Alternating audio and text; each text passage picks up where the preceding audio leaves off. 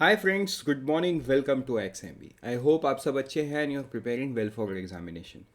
तो शुरू करते हैं आज का हमारा करंट अफेयर जो कि है 7 अप्रैल 2023।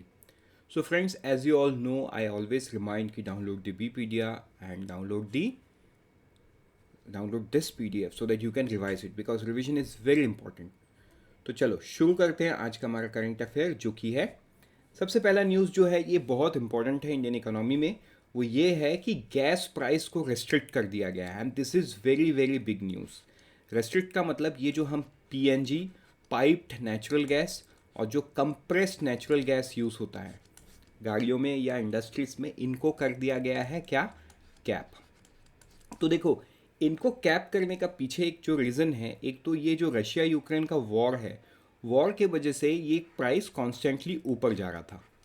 ठीक है, और जो मेथड से हम कैलकुलेट कर रहे थे वो 6 मंथ्स का एवरेज था। तो जिस वजह से क्या, एवरेज को नीचे आने में टाइम लगता है। See price can come down next month, right, तो कम हो गया। लेकिन अगर आप 6 महीना या 1 साल का एवरेज पकड़ के चलते हो तो इस एवरेज को कम करने में एटलीस्ट 6 महीना लगेगा। As simple as that. I hope ये कैलकुलेशन आप समझ रहे हो। तो देखो, इसके लिए ना एक कीर्ति पारिक कमेटी था। तो कीर्ति पारिक कमेटी के मेजर जो रिकमेंडेशन है वो सारे गवर्नमेंट ने कल मान लिए। जो इकोनॉमिक कमेटी हेड करते हैं प्राइम मिनिस्टर, उन्होंने इस पे अप्रूवल दे दिया है। एंड अब क्या होगा, अब ये होगा कि जो price of domestic natural gas ये अब मंथली अनाउंस होगा। मतलब जो पहले वेटेड एवरेज में था वो अभी मंथली में आ गया है। And be pegged at 10% of the international price of the Indian crude basket. Indian crude basket का जो भी प्राइस होगा उसका 10% पे इसको पेक किया जाएगा, मतलब प्राइस किया जाएगा। The move is expected to reduce by 10% the price of PNG supplied to household and compress natural gas use by the industries. तो इससे क्या होगा, 10% प्राइस में तो गिरावट इमीडिएटली आएगा। ठीक है, बाकी देखो ये टेक्निकल टर्म्स है कि कैलकुलेशन कैसे होगा, ये हमारे एग्जाम के लिए ज़रूरी नहीं है। लेकिन आप ये यूनिट को समझना, MMBTU, metric million British thermal unit, जिस पे ये नापा जाएगा। ठीक, then both the floor and the ceiling price will be increased yearly at about 0.5 per dollar MMBTU। मतलब हर साल जो है सीलिंग, जो भी प्राइस कैप टॉप मतलब ऊपर का कैप रहेगा, इतने रुपए से ज़्यादा नहीं हो सकता, उस पे ये प्राइस को, और जो फ्लोर प्राइस होगा जो मिनिमम होगा उस पे भी इतने $0.5 का ये इंक्रीज किया जाएगा। ठीक है, आई होप ये आपको समझ में आ रहा है। अब एक और चीज़ मैं आपको दिखाता हूँ। देखो, एग्जिस्टिंग क्या है, एग्जिस्टिंग गाइडलाइंस ये है कि ये एवरी 6 मंथ्स का एक वेटेड एवरेज पे ये प्राइस डिसाइड होता है, जो कि मैंने आपको पहले भी बताया। जो ये चेंज हुआ, तो अब सवाल ये है ये कमिटी कब फॉर्म हुआ।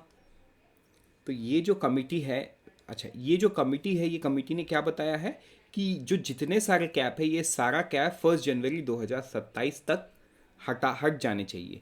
तो ये कीर्ति पारिक कमेटी का रिकमेंडेशन है। ये एक रिकमेंडेशन को गवर्नमेंट ने नहीं माना, बाकी सब उन्होंने मान लिया, राइट। तो मतलब ये जो मार्केट कैप है, ये कैप गवर्नमेंट मेंटेन करना चाहती है एज ऑफ नाउ। तो आई होप ये न्यूज़ आपको समझ में आ गया है। बढ़ते आगे नेक्स्ट न्यूज़ में, वो है CBIC waives interest charge on EXIM traders due to payment woes. तो देखो, ये जो एक न्यूज़ है ना, ये एक शॉर्ट टर्म न्यूज़ है। शॉर्ट टर्म ये कि 1 अप्रैल से गवर्नमेंट ने, मतलब CBIC ने एक नया पोर्टल बनाया जिसके थ्रू ये कस्टम क्लियरेंस को ऑटोमेट किया गया। लेकिन ये 1 अप्रैल से इसमें कुछ ग्लिच चल रहा है। ग्लिच के चलते जो एक्सपोर्ट एंड इम्पोर्ट है, या एक्सपोर्टर्स एंड इम्पोर्टर्स है, उनको इशू आ रहा है क्लियरेंस में, उनको इशू आ रहा है पेमेंट में।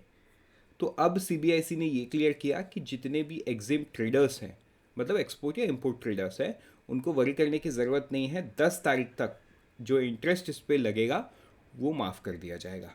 जो इंटरेस्ट इन पे लगता है, जो non payment of the dues पे, वो 10 से 36% के बीच में रखता है, और 10 तारीख तक कोई इंटरेस्ट इसमें अभी नहीं लगेगा। This is there clarification. ठीक है, टिल April 10। बढ़ते आगे नेक्स्ट न्यूज़ में, वो है cabinet gives approval to Indian space policy 23 lays roles for ISRO. तो देखो, ये एक न्यूज़ है, आपको समझना है, जहाँ पे यूनियन कैबिनेट ने क्या अप्रूव किया, Indian Space Policy 2023, under which roles and responsibilities of organizations such as ISRO, New India Space Limited, private sector entities has been laid out. तो इंडिया का नया स्पेस पॉलिसी आ गया है 23 का, जहाँ पे देखो गवर्नमेंट ओन जो ऑर्गेनाइजेशन है वो है इसरो, और न्यू स्पेस इंडिया लिमिटेड कौन है, ये इसरो का ही एक कंपनी है, लेकिन इसरो का टेक्निकल आर्म है, सॉरी कमर्शियल आर्म है।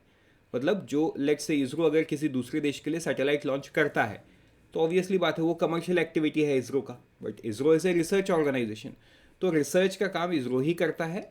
ये जो कमर्शियल काम है ये इसरो के बिहाफ में न्यू स्पेस इंडिया लिमिटेड करता है, ठीक है। और जो प्राइवेट सेक्टर जैसे स्काई रूट टेक्नोलॉजीज हो गया, तो ऐसे अलग अलग जो प्राइवेट कंपनीज है वो भी स्पेस पॉलिसी में कवर्ड होंगे, ठीक है। चलो अब हम बढ़ते आगे। नेक्स्ट न्यूज़ वो है Sports Authority of India integrates Khelo India game certificate with DigiLocker. So DigiLocker में in Sport Authority of India क्या किए हैं, खेलो इंडिया गेम सर्टिफिकेट जो भी है वो उसको इंटीग्रेट कर दिया है। मतलब अगर आपने कभी ने पार्टिसिपेट किया है तो you can download it from the DigiLocker, क्या खेलो इंडिया गेम्स का सर्टिफिकेट। बढ़ते आगे नेक्स्ट न्यूज़ में वो है India second tourism working meeting, all country unanimously adopt green tourism.